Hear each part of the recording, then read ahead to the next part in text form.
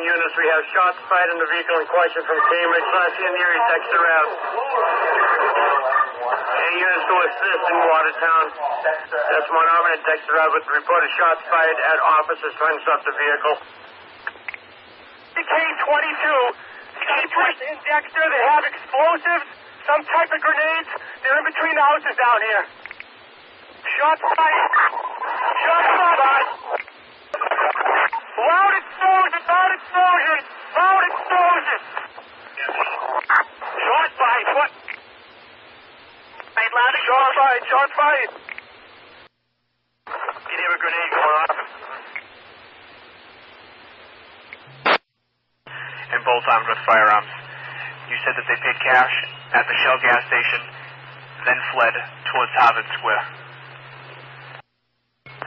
Yeah, but only one firearm was displayed it was the driver that displayed the firearm.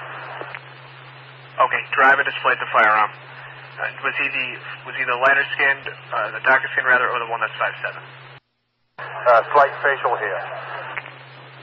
Okay. The second should be armed with a firearm now. Darker skinned male, Middle Eastern.